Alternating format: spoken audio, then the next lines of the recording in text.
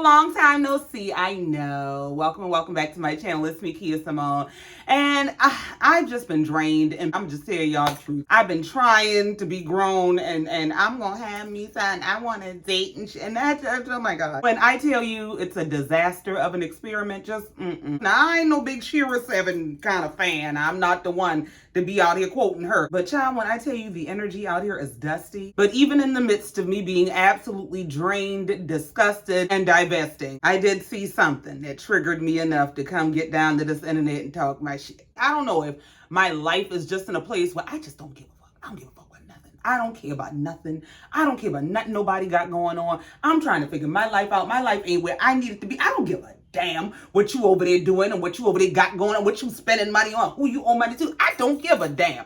But this right here, this woke me up. And then I think too, this is a sidebar, and I'm gonna just go ahead and say it out in the open because maybe that's why they playing with me, because I don't say stuff out in the open. But YouTube is also playing with my money and my monetizations, and they don't seem to have no real answers or explanations. So that I think is also driven why I've been like, because this is a lot of work. I put a lot of energy into this, especially with editing videos, and it's a lot of work for somebody to come and tell you something about your language when I go out my way to not curse and carry on like a veteran sailor around this mother. But anyway, that's neither here nor there. That ain't y'all problem. I'm just putting that out there. I just would like to say that in the public. I'm real tired. I'm real tired of whoever and whatever is playing with me. Now, having said all that, I've been trying to deal with all my own emotions. I try to stay out y'all face when I'm not feeling at my best so I don't burden y'all. So I'm minding my business and trying to deal with the cesspool that is the dating market and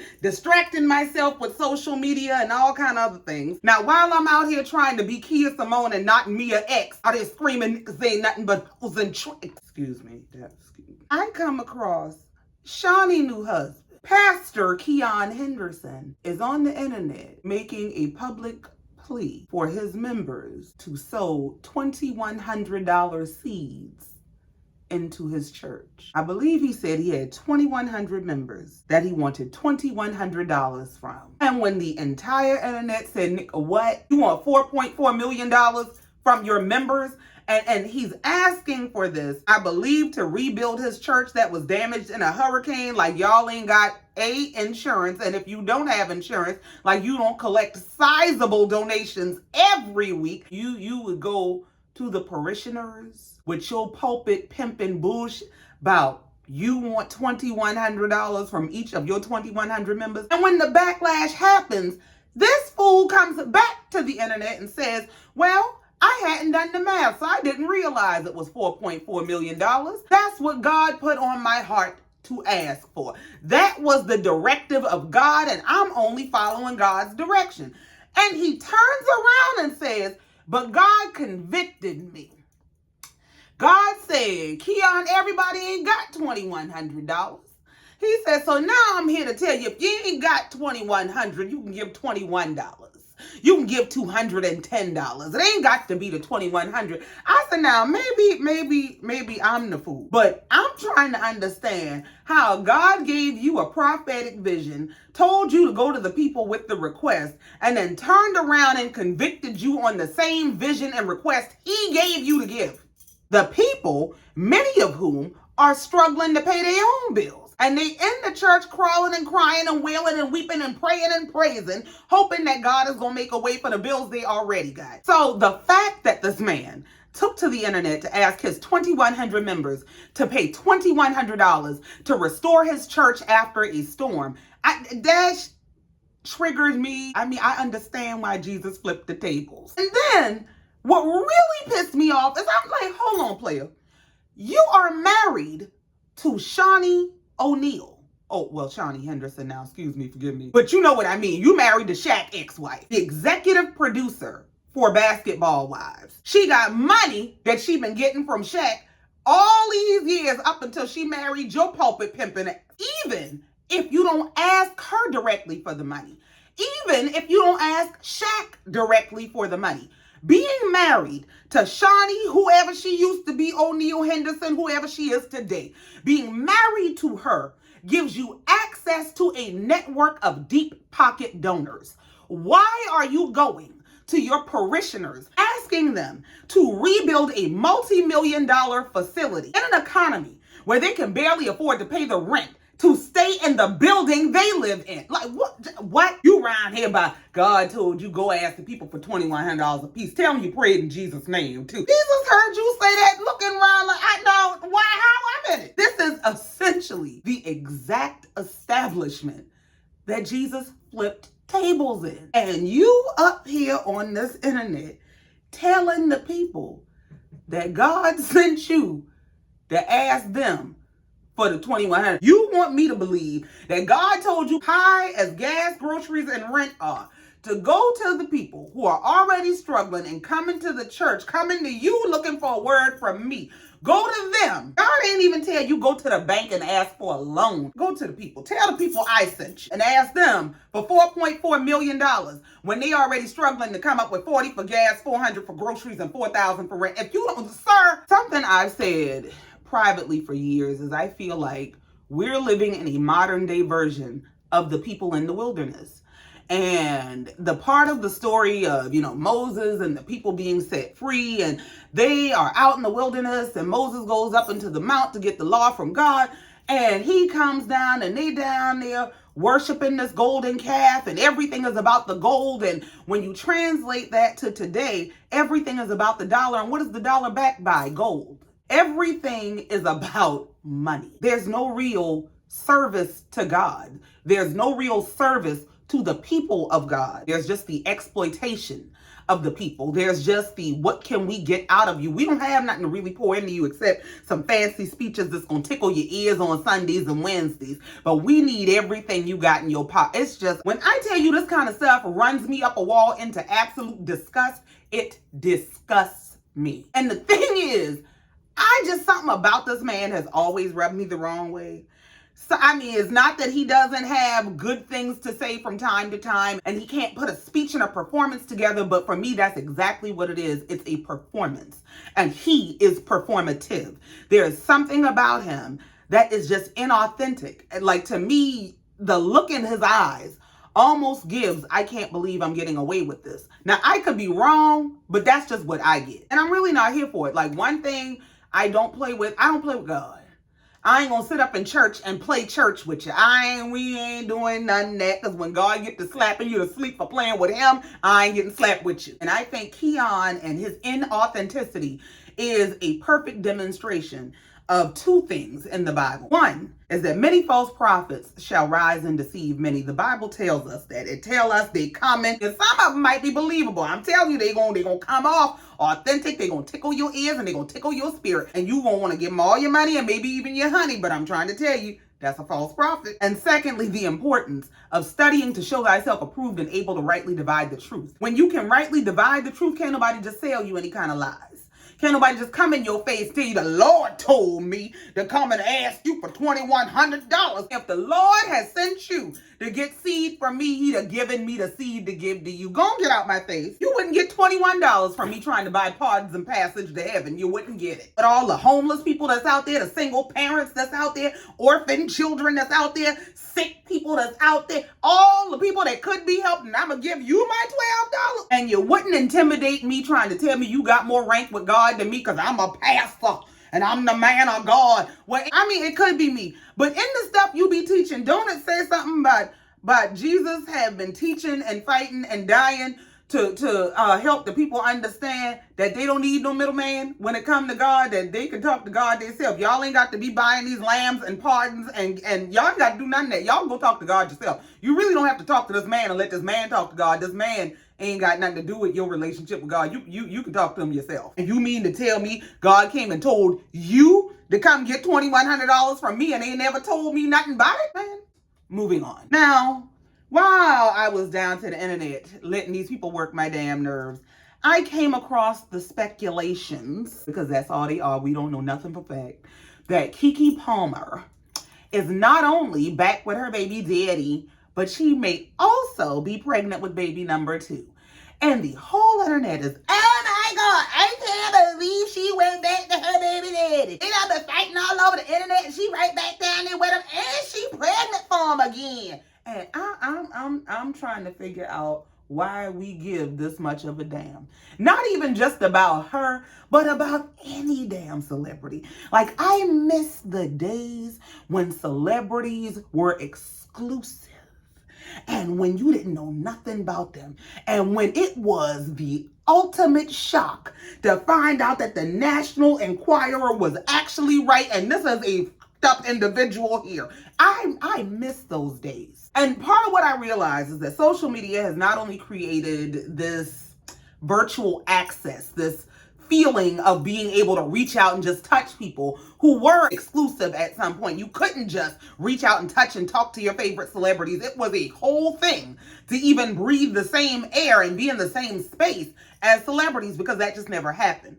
So I get that there are certain walls that have come down, but I really feel like what we see with a lot of social media and the way that the public interacts with public figures is that familiarity really does breed contempt. To me, it's a level of entitlement to feel like not only are we entitled to every little happening in these people's lives, we're entitled to tell them how to live their life, what decisions to make, who you need to be with, how you need to be moving. And if you don't move like I think you need to move, we get to sit up and judge you, talk all kind of shit about you, like our lives ain't fucked up. And that's the other thing that I think social media has created. Social media has created this outlet, this distraction from your own bullshit. So if I can sit up and judge you for your shit, I ain't got to really worry about mine. If I can figure out how your shit is worse than mine, not with all your success and all your money, you're supposed to be the cream of the crop in the bourgeoisie and you over here with the same problems as me. I truly think that's part of the mentality that goes into wanting the every detail and wanting to judge the every detail of people's lives. Like, you ain't never been the one, or you don't know 4, 5, 6 women who done been to hell and back in an Uber with their baby daddy, with a man they in a situation with a man they done met. Like, it's a whole lot of women's stories.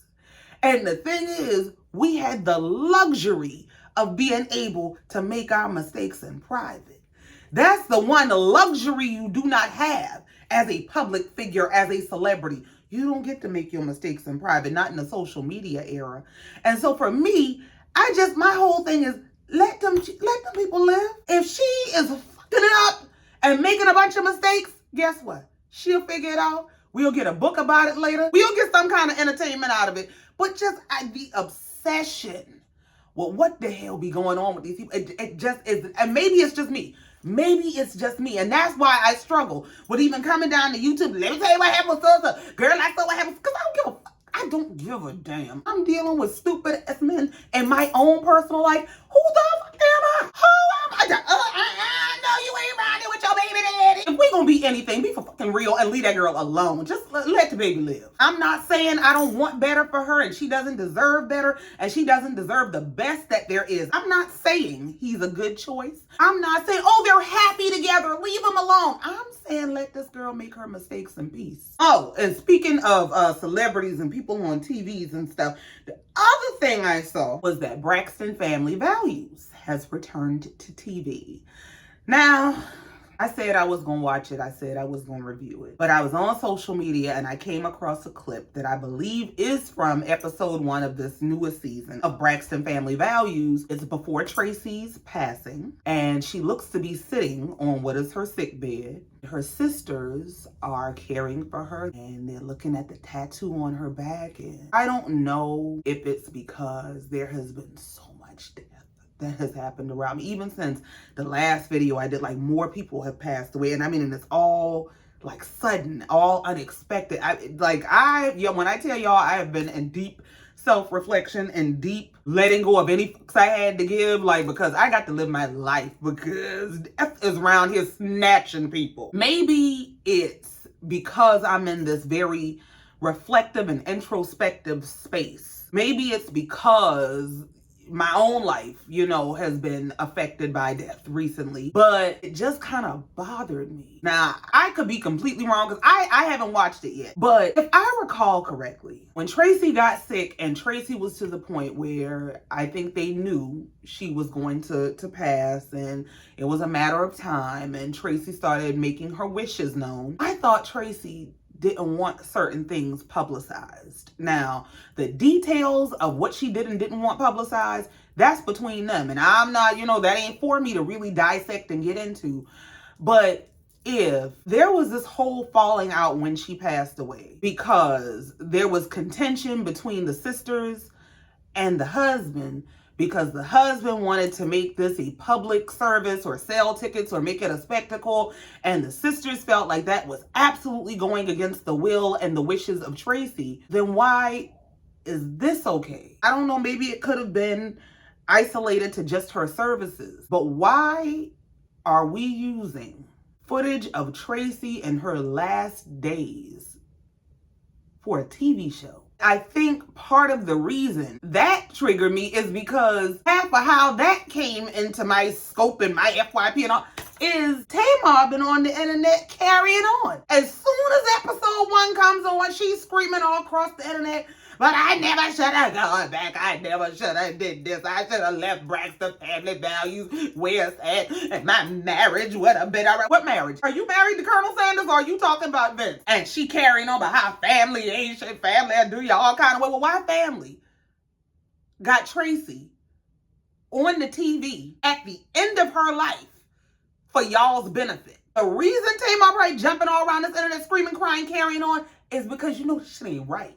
You don't feel right about that. That's your damn problem. I mean, not that she ain't always screaming and jumping around the internet and carrying on and falling out about something, because it's always something. But this, for me, it was just like, you got to draw the line with the love of money somewhere. Maybe I'm disgusted with everything, or maybe it's just a whole bunch of disgusting shit happening at the same time. I don't know. But I was so actually looking forward to the show coming back. And when I saw that clip, it just was like, is this what y'all doing? And once again, I could be wrong, because I don't know what happened in the episode, but it's just like, is nothing sacred? Where do you draw the line?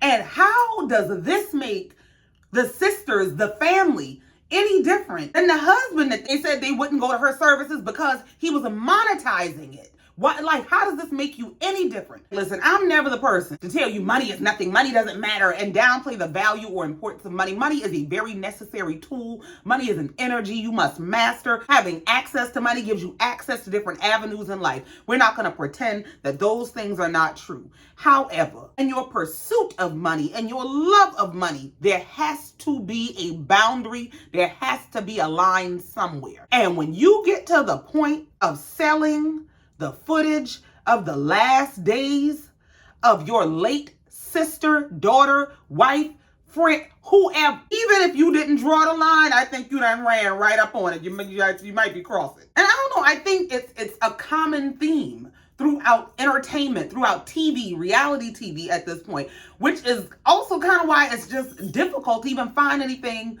to watch that you can actually enjoy, because at this point, it's all just exploitation and excess. It's just a mess. But y'all, that's that on that. All them stuff worked my damn nerves, and I had to come down here and get it off my chest. I probably will go watch that show. But what I really been focused on is Operation. Sailor, go get your groove back, please. It's okay, and I ain't been watching too much TV. Remember I told y'all a few months ago I was officially going into my villain era? I'm about to go full blossom. But that's neither here nor there. We'll talk about that another time, actually. But that's it, that's all, and I ain't got no more. Thank you so much for coming down here listening to me and let me get this off my chest. Y'all, please be sure to like, share, comment, and subscribe if you've not already. And in the meantime, until next time, just like every time, y'all know I love you and I mean it. Bye.